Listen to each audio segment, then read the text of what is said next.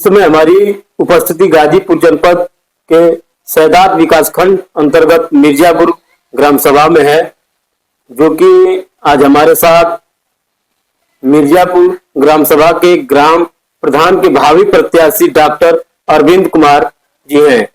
जैसा कि आज हम इनसे चर्चा करेंगे कि आखिर ग्राम प्रधानी की मानसिकता इनके मन में कहां से उत्पन्न हुई, या किस मुद्दे को लेके ग्राम प्रधानी की तैयारी कर रहे हैं। जैसा कि पंचायती विभाग द्वारा जो है यह निर्धारित कर दिया गया है कि आने वाले कुछ समय में ग्राम प्रधान की चुनाव होगा और लमसम में कार्यकाल भी करीब आ चुका है। मार्च अप्रैल तक हो सकता है कि चुनाव का भी कुछ डेट पड़ जाए। इसी बीच हमारे साथ डॉक्टर अरविंद कुमार जी हैं। डॉक्टर साहब अपना परिचय दीजिएगा। मैं डॉक्टर अरविंद राम, मिर्जापुर ग्राम सभा मिर्जापुर के भावी प्रधान पद के प्रत्याशी। सभी सम्मानित नगरवासियों, जनपद वासियों, क्षेत्रवासियों को गणतंत्र दिवस, बसंत पंचमी की हार्दिक शुभकामनाएं। डॉक्टर साहब, आप ग्राम प्रधानी की तैयारी कर रहे हैं। जी जी। तो आपके मन में कहां से ये हुआ कि मुझे प्रधानी लड़नी चाहिए? क्योंकि मैं पहले बार ही प्रधानी लड़ा था, उसमें कुछ वोटों से मैं हार गया था, प्रयास किया जी।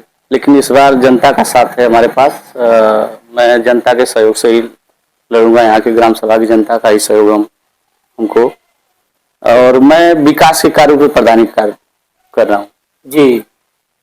डॉक्टर साहब, प्रधानी की तैयारी तो आप कर ही रहे हैं। ग्राम सभा में भी काफी चर्चाएं आपके विषय में सुनने को मिला है। तो क्या मुद्दा है प्रधानी करने का?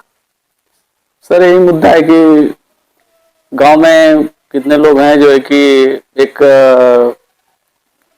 कोचिंग सेंटर का अभाव हमारे गांव में है, जो कि मैं बच्चों को, कितने बच्चे जो है कि पैसे के अभाव में नहीं शिक्षा ग्रहण कर पाते, कोचिंग नहीं कर पाते हैं जी। तो उस अभाव में मैं एक कोचिंग सेंटर खोलूंगा जिसमें सभी वर्ग के बच्चों को निःशुल्क कोचिंग की शिक्षा दी जाएगी उसमें।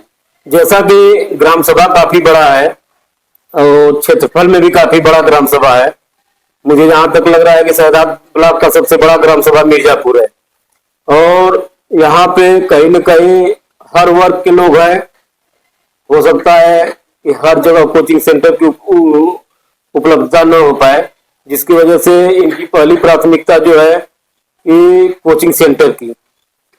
इसके अलावा दूसरी है सर कि हमारे गांव में एक एम्बुलेंस की व्यवस्था करेंगे, जो है कि किसी की तबीयत खराब होने पर, बुजुर्ग है, महिला है, डिलीवरी होने पर, एक्सीडेंट होने पर उनको हॉस्पिटल, मंडल या जिला पे निःशुल्क व्यवस्था रहेगी हमारे तरफ से कि निःशुल्क पहुंचाया जा सके।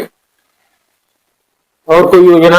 और है कि एक मिर्जापुर ग्राम सभा में एक सौमानी का हम लोग सौमानी रखेंगे।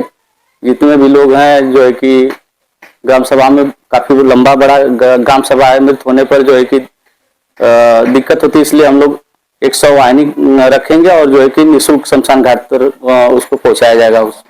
उसी आपके यहाँ बगल में स्वास्थ्य केंद्र है जी, तो जाहिर सी बात है कि एम्बुलेंस तो वहां पे उपलब्ध होगी जी। क्या एम्बुलेंस समय से उपलब्ध नहीं हो पाती? नहीं हो पाती है, तो हम अपने ग्राम सभा के लिए उसको रखेंगे। अच्छा, वो अलग से? हाँ, वो अलग से रखेंगे कि जो है कि जनपद में या मंडल में उचित उपचार मिल सके, सीधे हॉस्पिटल तक पहुंचाया जा सके, निःशुल्क व्यवस्था रहेगी। ये सारी व्यवस्थाएं निःशुल्क है। और विकास कार्य को लेके और क्या क्या योजनाएं आपके दिमाग में चल रहा है? विकास का कि वही जो है कि नाली, खरंजा, जो जिन लोग जो जिस लायक है उस हिसाब से हम काम करेंगे। नाली, खरंजा, चक्रोट की जहां समस्या उसको दूर करेंगे। पात्र व्यक्तियों को जो है कि आवास, कॉलोनी, शौचालय की व्यवस्था हम लोग करेंगे। ग्राम सभा की नालियां की साफ सफाई, कूड़ेदानी की व्यवस्था सब होगी। जैसा कि आपके द्वारा जो भी सरकार की तमाम योजनाएं धरातल पे आ रही हैं, वो सारी योजनाएं आप ग्राम सभा में उपस्थित करवाएंगे? और कोई योजना है आपके दिमाग में? और बहुत सारी योजनाएं हैं जो सरकार से हम ला के प्रयास करेंगे कि सरकार से अधिकारियों से मिलकर उसका निदान किया जाए। जी, तो ये हमारे साथ डॉक्टर अरविंद कुमार जी थे, जो कि मिर्जापुर के भावी प्रधान प्रत्याशी है, और तमाम योजनाओं के विषय में इन्होंने बताया कि हमारे ग्राम सभा में जो भी सरकार के द्वारा तमाम योजनाएं आ रही हैं, वह धरातल पे जो नहीं मिल पाया है या जो मिलने वाला है, वो सारी योजनाएं मैं अपने ग्राम सभा के सभी ग्रामवासियों को उपलब्ध कराऊंगा। और सबसे बड़ी बात यह है कि इन्होंने अपने ग्राम सभा के लिए 100 वाहिनी के विषय में सोचा है। अधिकतर देखा जाए तो ग्राम सभा में जो गरीब तबके के लोग हैं, उनको कहीं न कहीं हाथ फैलाना पड़ता है कि घर में किसी बुजुर्ग या किसी नौजवान की मृत्यु हो जाती है, तो वह इनसे उनसे कर्ज लेके और उस शव को शमशान घाट तक ले जाते हैं। लेकिन यही ग्राम सभा में अगर 100 वाहिनी की व्यवस्थाएं हो जाएंगी तो उन्हें किसी के सामने हाथ नहीं फैलाना पड़ेगा।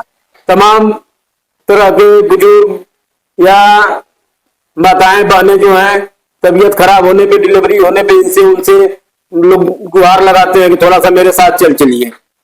लेकिन यही एम्बुलेंस की व्यवस्थाएं हो जाएंगी तो किसी के सामने हाथ नहीं फैलाना पड़ेगा, सबको सारी सुविधाएं उपलब्ध हो जाएगी।